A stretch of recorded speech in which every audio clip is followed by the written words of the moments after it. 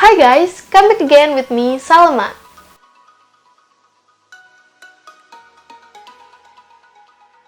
Muhammad Syafi'i was born in West Kalimantan on 21st October 1926. Beliau mendirikan sebuah sekolah yang diberi nama sekitar 60 km di sebelah utara kota Padang. Prinsip pertama yang dipegang teguh oleh Muhammad Syafi'i dalam pendidikannya adalah belajar, bekerja, dan berbuat. Kadang kita tidak mengerti tentang pelajaran di sekolah, dan di akhir apa yang dipelajari di sekolah tidak akan berguna bagi siswa. Because they don't understand and they don't know how to apply it when they graduate. Atau ketika mereka jump into the real jungle dan bersosialisasi dengan masyarakat. Well, para peserta didik mungkin mengerti tentang teori-teori and they got all the informations, but it all stuck in their mind.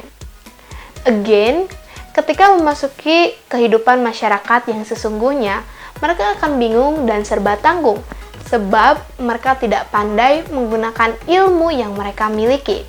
Dengan demikian, ilmu yang mereka peroleh dan pelajari selama bertahun-tahun di sekolah tidak akan bermanfaat bagi diri siswa sendiri dan orang lain. Ibarat sepotong emas yang terbenam di dalam lumpur. Sistem pendidikan yang demikian hanya akan membuat murid menjadi orang yang suka meniru.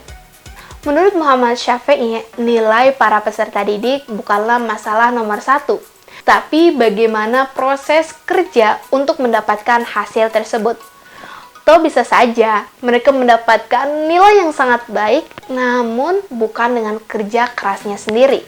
According to Muhammad Syafi'i, pengalaman, kebiasaan, dan berpikir aktif serta kritis paling tepat dilatih melalui pekerjaan tangan atau praktek, bukan dengan pelajaran yang selalu mengutamakan teori only.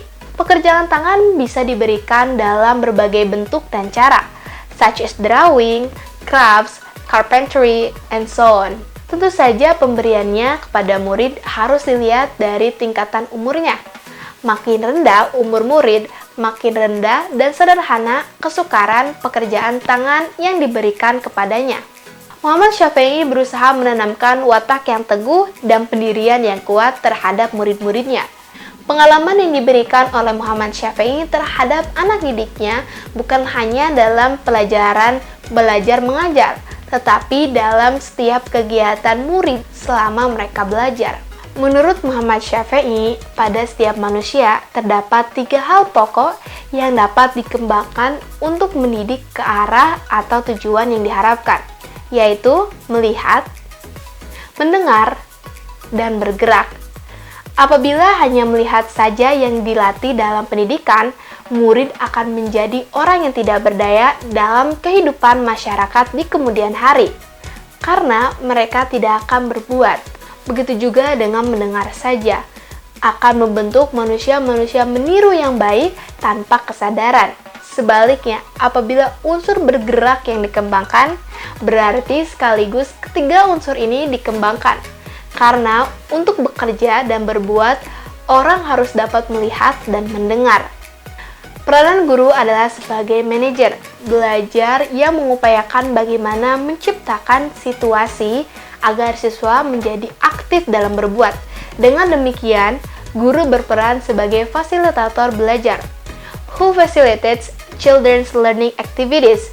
Guru yang demikian dituntut untuk memahami anak sebagai makhluk yang selalu bergerak dan memahami psikologi belajar serta psikologi perkembangan.